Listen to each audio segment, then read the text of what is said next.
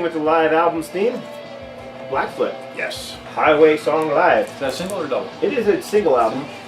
This album was released in Europe, not in the US. I've never seen it. Originally. For whatever reason, Blackfoot were really popular in that new wave of British heavy metal scene over there. They were accepted there, and yet here they weren't. And over there is probably much more unique sound, bringing that southern rock kind of thing over to Europe. Right, and they were mixing the southern rock with the heavy metal, which was Right. also. I mean, Skinner had a hard sound, but they didn't have that kind of edge that Blackfoot and Molly had a little Hatchet bit had. more, You know? yeah. And yeah, for whatever reason, the record label in the United States wanted a new record from them. So this is probably like the new wave of British southern rock. So anyhow, the record label over in Europe, or in the United States, wanted a new record from them, but in Europe they were offered these headlining tours, and they wanted a live record. So this is obviously the direction they went. MCA? This is on Atco. Oh, okay. So And their American one was Atlantic?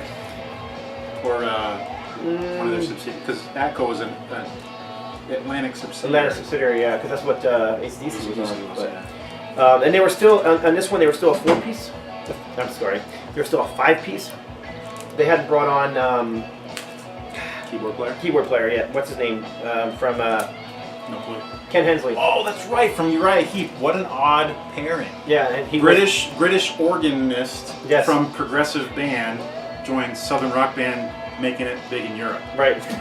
Weird. But this was the last album. This was the last album that I would truly say was a southern rock album. After that, they were going for a more mainstream sound. Quiet Riot really rocked the world, and the label was pushing them towards that sound. No kidding. If you go to Charlie Haggart's site, he talks all about what was happening with the record company on his website and why he kind of backed off from the band because he wanted to do this. Was this before Siogo? This was just Or after Just Siogo. after. Yep. If I'm not mistaken. I'm wrong. This 82. started before Siogo. Or was it the same year? No, Siogo I'm pretty sure came after this. So Siogo had Teenage Idol on it. Is that on there? Yeah, no, that's not on here. Yeah, this was before. I'm sorry, it is before. Because was Ken Hensley on Siogo? No, he was not. I don't believe so. No, he was on the one after that. I don't know. We may be confusing it. Vertical Smiles? We're just radical, right? Yeah, he was on Vertical Smiles for sure. All right, anyhow, Blackfoot Highway Song Live. Staying with the live theme. Yeah, this one, I don't know, a lot of controversy about this one, really. For one thing, it was this band's first proper live album. The other side of that, well, Black Sabbath, Live Evil. They never really had a live album, but they did. But the thing is it came out only in Europe, and it wasn't necessarily sanctioned by the band. It was more of a label thing. Yeah, it was a semi-official, I always call it. Yeah, it's called Live at Last. Came out in '80, but it was recorded like in '73, I think. But, so first Sabbath proper live album, double live, with Ronnie James Dio at the helm. But half of it is Ronnie James Dio material, half of it is Ozzy. Personally, I've never really been a fan of listening to Dio do the Ozzy stuff. I love Dio doing the Dio Sabbath Yes, stuff. I agree. So that's why when I saw them and they did all Dio stuff, That was great. yeah, what a great show. Oh man, I saw him on that very first tour he did with them, Under Heaven and Hell. Yeah. Fantastic. The other piece of kind of controversy on this one is the mix. Weird mix. And the story was always that Ronnie went in and mixed his vocals louder and put the music in the background. And the music definitely sounds like it's in the background. It's got a weird, almost like the hall is massive and the music's not quite filling it. It's a weird mix. Cool album. It's definitely a must for any Sabbath fan, and it's pretty interesting, but it's just odd. They've since released other, records from this tour that are actually better. Oh, way better. Because they're Like mixed better. What was the one that Rhino did, that handmade? Yeah, the Handmade Rhino, I have that on vinyl too. So do you, right? Right, yeah, I think so. Hammersmith. Yeah, Hammersmith Odeon show. Awesome. But so this is an oddball. It's got an interesting cover. That's got a great cover. The cover is all it's a painting, but it's all representative of different Sabbath. Yeah, it's all Black Sabbath songs animated. Yeah. Characters. We got the Neon Knight. We get the guy from Mob Rules here. War Pigs. The War Pig. Children of the Sea. The figure in black from Black Sabbath. Children of the Grave. Iron Man. Where's Children? Oh, that's right. Children of the Sea, but they're in a coffin. So Children of the Grave and Children of the Sea. Voodoo. Paranoid. Heaven and Hell. Yeah, Heaven and Hell. So it's interesting. Really interesting. I always love the cover. Yeah, cover's definitely. I mean, come on, when you were that old in '82, however we were teenagers. Oh yeah. and you got this record, were you not just staring at the cover the entire time listening to it? Yeah, like naming every song. Yeah. And, for sure. Wow, that's a little bit. Yeah. So, anyhow, all right. So getting off the live material now, we're gonna go to this would be his fourth album, I believe. Third album, fourth album for Samson. This was That's a little loud. this was the first album for vocalist Nicky Moore, who replaced Bruce. Dick. Bruce. Nicky Got our own Moore. creative continuity going there. It's cool. Bruce Dickinson. had left the band, of course, and joined Maiden, and Oh, that's right. recorded another album That's the right. same year. That's right. But Samson recorded. I wouldn't worry For the about Storm. that one. It wasn't a very big chart. No, it wasn't. We won't even have that on the list. Nah. But this is a fantastic album, and I put the album on the outside this time because I just had to show this. Because it's a warning yeah. for you guys. Home taping is killing music. So all you guys that are taping your music on cassette tapes, stop, because you're killing the music. And had you never done that, some bands wouldn't even have made it. I mean, come on. It's not fair. So honestly, I think the vocalist, what was his name again? Nicky Moore. He's pretty cool. He's I like him. great voice, great album. But you know what? As much as you hate to say that looks have a part of popularity, He's a big boy. He was. I really honestly think that it was part of the reason that Samson didn't, excel. I mean, but then you look at, like in history, since we're on this issue, you got some pretty heavy dudes like Mountain. Yeah. Leslie West. I mean, the name of the band Mountain came directly from Leslie's size. I mean, he was a mountain of a man.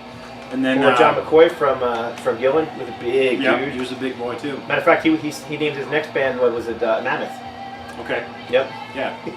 I mean, it happens. Sometimes I think. Or what's his name from Molly Hatchet's? Jimmy Farrar. Jimmy Farrar. He was a big boy too. Big guy, but regardless, I mean, I don't care. But And I think it's then great you go album. down. This is totally out of the genre, but the guy from Blues Traveler, well respected. I mean, wicked harp player, but really obese. Yeah. And he's actually gone on to lose all that weight, and he's healthier now. And I hate to say it, but the music was better when he was fat. That's just like saying you're glad guys are off drugs, but the music was better when they Like were on drugs. Aerosmith, I love Aerosmith on drugs so much better. But that's neither here nor there. But anyway, my favorite cut on here, the first track, Danger Zone, and I just thought I had to show. I always loved that logo. Yeah, that's been on a bunch of different stuff. Yeah, and there's the centering, the custom centering on that one side. The painting of Paul Sampson, and That's we great. lost Paul Sampson several years ago. Several years ago, yeah. So great album cover as well. I mean, just how much more metal can you say than Yeah, that? you that know? was pretty cool. A Viking, I don't think I've heard this particular a one. Viking fighting what do you call that thing? It looks like a cross between a plesiosaur and a dimetrodon. Huh? Yeah, You're going about dinosaurs here too. So maybe it's like the Loch Ness monster, but it's like a whatever. Yeah. A great album, classic for '82. So All right, we're getting close. not even close on my side. Oh, you want to give me a few, or? Nah, yeah, we'll hand them across to you. All right. Oh, this one just got done playing. We're in some of the live tracks. Big album for me. First, got introduced to Riot. A friend of mine at a record store called The Record Connection in Waterville, Maine. One day I just walked in and he said, "I think you'll like this." Threw this on. I'm looking at the cover and Hard Lovin' Man comes kicking in with a killer riff. Da, da, da, da, da, da, da, da, da, da. It's like, oh my god, this is great. So my first exposure to Riot was the Rhett Forrester Riot of Restless Breed. This is one of those albums, just solid all the way through. Not something that was not necessarily groundbreaking, but very solid and good for what it was for the time, which was just kick-ass hard rock out of New York City. And there's a little bit of a longing, I think, to be something like Bad Company, like from Rhett Forrester, because, like, especially the song it's playing right now, Showdown, and Restless Breed even. There's this kind of cowboy. I was gonna say my exposure to this band was the live album, just the little The EP that's playing? the live. Yeah. And I thought we had it to show, but I grabbed it. I don't know what we did with it. It's not either one of our piles here, so I don't Oh, know. that's weird. I thought I brought it in. I thought we did too, but regardless. Oh well. It just, I mean, the cover was- wasn't much to look at. It just had a big riot Yeah. and just some text. And it wasn't 6 cuts. The cool thing about that was Swords and Tequila, sung by Rhett Forrester, which is a big song for them. And that was the song that pulled me in, that live version of yeah, that song. Guy so. Speranza, that was kind of a signature tune, but hearing Rhett do it was pretty cool. We lost Rhett. We've lost Rhett, a too. lot of guys in this band. And Rhett Guy released some died. solo material was pretty good as well. Yep. Rhett, He was involved in some stuff that was kind of sketchy, I think. And you know how I actually discovered Riot was, I don't remember what magazine it was, but there was an advertisement for, it was like Motorhead and something over in Europe. It was Motorhead and Riot was on the list. I'm like, Okay. and I had heard of all these bands except for, who's Riot? Yeah. And Mark Reale, he kind of went on to be the band. They went on several albums after this, and he just died a few years ago. Yep, a few years ago. And I think Riot is still going. Riot is still going under the name Riot 5, yep. Yeah, but he was the only member from the original days. Really, it was his band from the get-go. Yeah, very melodic band, very new wave of British heavy metal, but they were an American band. Yeah. And Rhett Forster's a great frontman. And they were doing a lot of shows over there in Europe. I remember seeing all those, especially Kerrang! Magazine. Remember they were always listed with all these other. Donington, Raleigh and Reading, and stuff. Riot was always there. American band. They kind of also remind me of like the Rods and stuff like that too. Oh, speaking of the Rods. Yeah. Segue. Speaking of the Rods, probably my favorite Fix it in the My mix. favorite Wild Dogs, different band. My favorite Rods album, Wild Dogs. First of all, fantastic album cover. This is just, I just call this straightforward American biker rock. Oh, it's got the Cerberus on it. Oh yeah, it's just a great album. I mean, look at those live photos in the back. They were just something to be reckoned with back in the 80s. And for whatever reason, they never really. It's just that they never got out of the underground. They were out of the underground, but they never reached that same status. Like same thing with Riot. Yeah, They just never caught on. Never got to that status that they should have been at. I mean, the hardcore, the metalheads were into it. Exactly. But I mean, this has got some. I mean, first of all, you got the title track, which is one of their best songs, "Violation," "Waiting for Tomorrow," and then the single "Too Hot to Stop" was on here. "Rock and Roll Again." There's just not a bad song on this record. And a power trio, right? Yeah, it's a power trio, correct. And if I'm not mistaken, in The Collector's Guide to Heavy Metal by Martin Popoff, he lists this as his favorite Rod's album too. So, like I said, What was the one you showed? Self-titled one you showed for the self-titled 1981? one last time. Yeah, 82 is Wild Dogs. So, great. Like I said, great album cover. Awesome. All right. This one was my first exposure to this band. I was already a Deep Purple fan, huge. Was into all that stuff, and then I realized through, it was probably Circus Magazine, and I think Richie was on the cover, that Richie Blackmore had gone on to make a new band called Rainbow. I'd never heard of them. This is the first album, so it was probably around 82 I'd heard of them. Learned about this album, picked it up, loved it. Completely loved it. Roger Glover's on here, of Deep Purple. Right. But the singer is Jolene Turner, which was singer number 3. Because Graham Bonnet was on the one. So I was not familiar with any of the Ronnie James Dio stuff or the Graham Bonnet stuff. But so Jolene Turner's the first one I heard. This is a solid album. That album was huge when I was in high school. It was great. Great There's not a cover, bad too. song on it. Great album cover. It is a cool album I cover. mean, it's so. It's got Richie's headstock of his Stratocaster. It's so of the time. Yeah, yeah, it is. It's yeah. I mean, I just And actually if you look at it, that could easily be Richie. That's probably his could be. likeness. but it's just a great album, solid album. Yeah. Very melodic, very radio oriented. Very, but still had a real cool edge to it. Yep. So it didn't suck. And a lot of that was due to Blackmore's kind of neoclassical guitar work. Mm-hmm. And the keyboards in here are provided by David Rosenthal, which where is he now? Killer keys on here. I mean, really that updated organ sound is just more updated technologically, but still really had a down and dirty sound to it. Great album. Next up, another new wave of British heavy metal band, and I brought 2 of their albums, but I'm going to really talk about one. I just thought I'd show this one though. This is Power of the Hunter, which was their second album, and then you have their very first album, Phil Towns of Hades. This one, there's several different covers of this one. This is probably, I can't remember where this one's from. What's the label? I don't know. Rampage. I think it's a UK pressing. Probably. But anyhow, regardless of where is it French? It looks French to me. I don't know. Who knows? This reminds me of something else. This is what's his name? Augie, bass player, vocalist. Augie Doggy and Doggy Augie Ward. Augie Ward's band. Always thought of as kind of a poor man's Motorhead. More. That's even pushed more because it was produced by Fast Eddie Clarke. This album was, and yeah, it has that edge, kind of that rock and roll meets punk edge, especially the vocals, which are very raspy and have that, and then it's got that dirty growling bass like Lemmy had.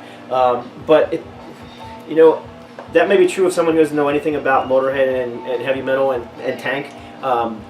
They very much have their own distinct sounds, and this I think is a very classic album.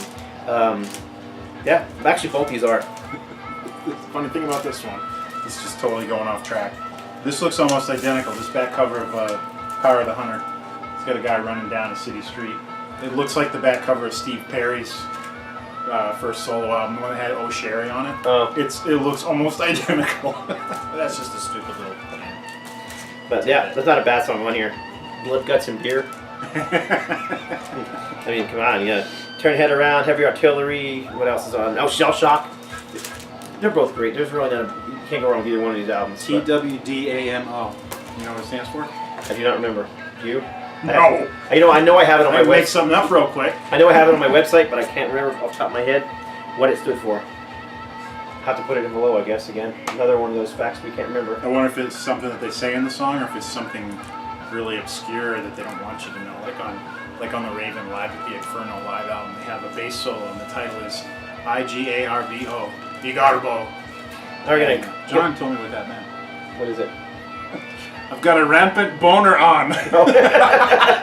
So it's probably something filthy or something. Well, Siago, Blackfoot. Oh yeah, it's another one. All right, so next one up, Gary Moore, Corridors of Power. Gary Moore, of course, being the ex on again, off again, Thin Lizzy guitar player. Skid Row before that. Not your Skid Row. And G-Force. Yeah, G-Force. But that wasn't even it. This album. Wasn't there another thing he was involved in? There's been several he was involved in, but he did a lot. This album here, I don't think it had any huge hits on it, except for Wishing Well, which was a cover of the Free song. Okay. Yep. Is that Bob Daisley? That is Bob Daisley. He got around. Yep, Bob and was Murray. Bob was touring with Gary Moore before he joined Ozzy too, as I believe. Oh, okay. If I'm not mistaken, pretty sure I'm right. But also, End of the World, Rockin' Every Night, both great heavy songs. Always Gonna Love You is the ballad on the album. Don't Take Me for a Loser, another hard rockin' song. I really like Gary Moore's sound, his style, his charisma.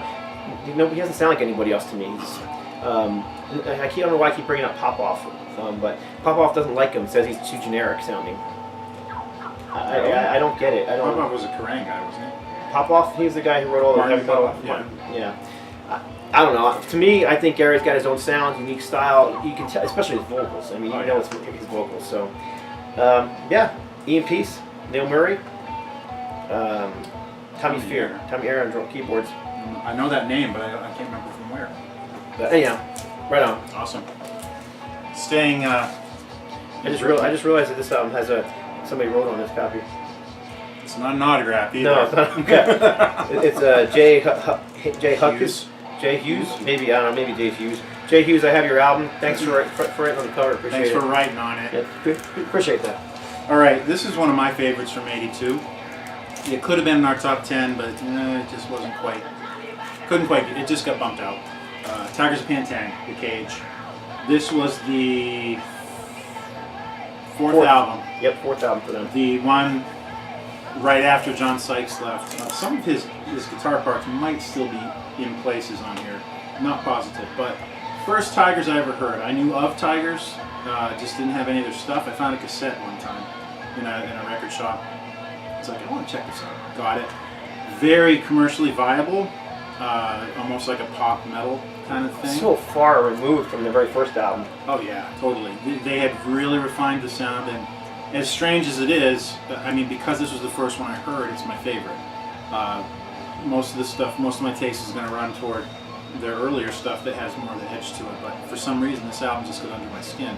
And I recommend it to people that are into that kind of melodic rock, metal type stuff, like Sean Paul. Right. I was like, dude, all this stuff you like, you will love this album. And I sent it to him. And there's not a song in here I don't like. I think the thing that's cool about it that I really like is it's passionate. It's not a bunch of fluff like a lot of hair metal was. It's not all sex and drugs and rock and roll. There's some kind of deep subject matter in this, which I like. I like it a lot more. And they do a cover of Love Potion No. 9, correct, early 60s. So, and if I'm not mistaken, Love Potion No. 9 did feature the guitar work of John Sykes. Yes, I think you're right. And because I remember seeing the single for that album, and if I'm not mistaken, they had Sykes on the cover of the single. It may have. Yeah, I don't know. Or at least a version of it. I don't remember for sure. But that might have been a CD that I was thinking of too, but regardless. yeah, he's not listed on here. No. He's not given any credit. I think he might have had some tracks appear on. He probably had just left the band to join Thin Lizzy. Yeah, it was Because probably really. what year This did, is '82 and Thunder Lightning That was came out in '83. Yep. Making tracks. It kind of sounds like he might have had something to do with that as well. But great album. Awesome cover art too. Which they always have good covers. I mean, you got a Tiger, you got album covers for the rest of your career. And next up, in 1982, Gillan, Magic. Now, is this Gillan? This is still Gillan the band. Or the Ian Gillan This band? is still Gillan the band. This is still John McCoy.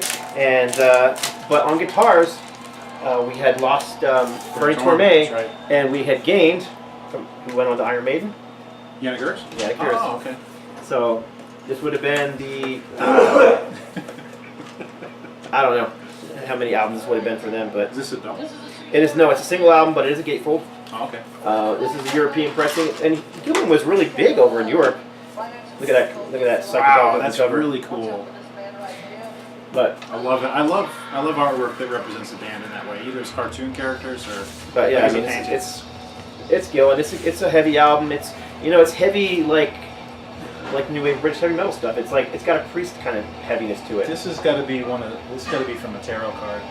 It looks like that type of artwork. Could be. I mean, the name of the album Magic. Well, it's called Magic. Yeah, it makes sense.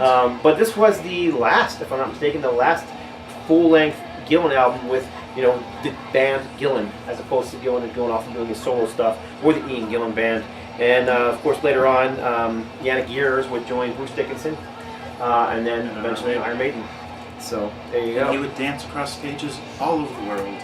Yes, he would. But anyhow, it's a heavy album. It's a very heavy album. Great album from Gillan. And he's got one of the best voices in metal, as far as I'm concerned. The guy can sing and he can scream like nobody's business. And he's still doing it. Oh yeah. And he's I think he just hit 70. And he's still doing It was it. a few years ago. I saw him with Deep Purple, and they did the entire Machine Head album. Fantastic. I've never seen Purple. Never seen him in any incarnation. It sucks. Can't see them all. The noises in the background, by the way, is Randy's son, who I think is enjoying walking back and forth and making noises. Yeah, he's pissing all over the video, making it smart. Whatever. All right, next up, guitar heavy rock and roll from Pat Travers. This album was my first concert. Was Pat Travers and Aerosmith playing together at the Spectrum. Oh, Pat Travers in 1983. Pat Travers opened up on this tour. I had to go buy this record after that. I love this record. It's one of my favorites. The band that opened for Aerosmith when I saw him on that same tour, we both had the same first proper show, was Aerosmith on the Rock and Hard Place tour. Yep.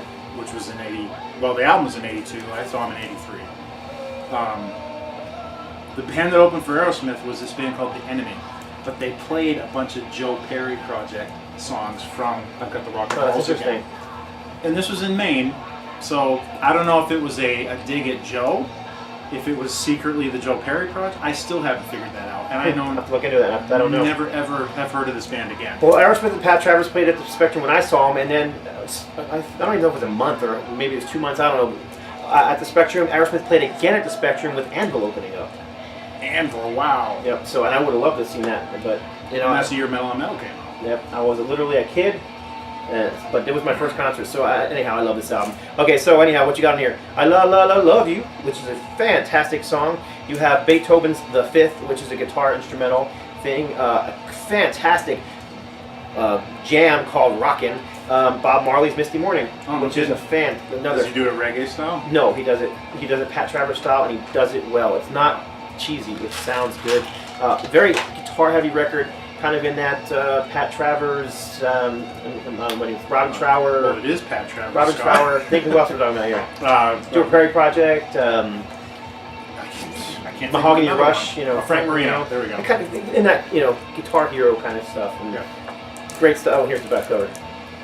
This is after that happened to be a promo, which is in pristine condition. Doesn't have any cuts on it, which I wondered if he liked it. But I always liked the cell sticker on there. Yeah. So, yeah. Great album, Pat Travers. So, keeping up, I happen to have a lot more in my pile than Randy for some weird reason. Anything in there I can't talk about that one. One on the top. Speaking of Frank Marino, this is one of my all-time favorite albums, and had this top 10 list not been a collaboration of both of us and some other people that I asked, this album would have been in my top 5 for that year, because I absolutely love this album. Wow. Heavy record, heavy guitar record. I mean, it's not heavy. You think metal, you think fast, and it's not that. It's just there's a whole different definition of heavy that we have than modern. And I think with time, you're forced to reevaluate the genres, and that's why we've had so many passionate exchanges with people online about it. Yep. But I mean, Strange Dreams on here, that's one of my favorite songs ever by him. And then Stories of a Hero, it's like an 8-minute jam, tribute to military men and women. The closer, Juggernaut, the double entendres of Ditch Queen. Yep. Yeah, if you ever get a chance to look up you can't even look up the lyrics. You got to hear the song and listen to the lyrics closely, and you'll hear it. And this is just Frank Marino solo, no Mahogany Rush. Okay. Yeah, this was Frank Marino's second album without the name Mahogany Rush. So anyhow, not a bad song on it. Was his first one the one we did for '81? Yes, his first one was '81. I didn't realize that. Okay. So, cool. Anyhow, Frank Marino, and this would have been on Columbia. This too being a gold label promo. I don't really collect gold label promos for purpose reasons, but I'm just looking for a perfect copy, and sometimes it's just fun to see what you end up with. And I love this cover. I just love the simplicity of it. It's a killer cover. And the shot of him on the back wearing all the black leather and studs. That is a good shot, and that's kind of classic. He's got the Les Paul without the white ring around his pickup switch. Great. This could easily be a Frazetta drawing, and it might be. I'm not positive. I don't think it is. It sure looks like his style. Nope, Joseph Malik. Whoever that is. Don't know who that is, but yeah. We like your cover, Joe. Yeah. Anyhow, like I said, one of my favorites. Would have been in my personal top 10 for that year. I just like it that much. Next up is one we both probably talk about. And I literally have 10 or 15 copies of this freaking album. Nugent. This was a self-titled album. Although he had a self-titled album in '73 called Ted Nugent. Yeah, this one was simply titled Nugent. This was a departure for him, too. Yep, this was his first album on Atlantic Records. Yep, and it was his first album without Derek St. Holmes. Derek St. Holmes had returned on this album. But we've got Dave Kaswini, who was he was part of the second incarnation of Players, like from State of Shock on. And then on drums, Carmine Appice. Yeah, he goes a piece and his brother goes Appice. I don't know why. Yeah, I don't know. Yeah, whatever. I actually have a cool drum poster where they did a Drum Wars show together, and it's signed by both brothers. Oh, cool. And SMF Captain Howdy. Great drummer. Carmine Appice has been around forever, too. But he played with Vanilla Fudge, which was such early metal. Like, what was it, 68? 77 there, yeah. And then, but this is also one of the first Nugent albums where he starts getting into political stuff going on in here. Yeah, and at the time, I was still pretty young. I was about 13, 14. And what's the song on here that I loved? Oh, Bound and Gagged. Bound and Gagged. It's total cheeseball, but, for a kid who's still in America and not jaded yet, it's a great song. It's just like, Charlie Daniels Band doing In America. It's that whole kind of redneck.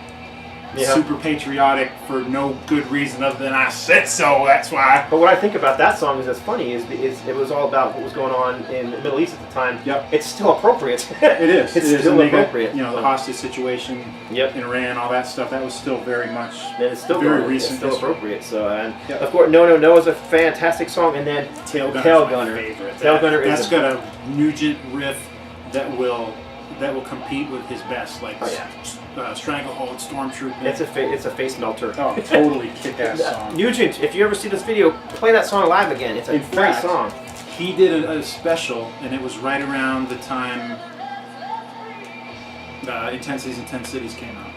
He did an anti-drug special in, I think it was ABC, they had him for it, and this was when I first was learning that Nugent was very anti-drug and all that. He previewed Tail Gunner on that show. I remember. Because when this came out, I was like, yes! That friggin' song, he did it. Cool. So yeah, great song. And I always love this logo.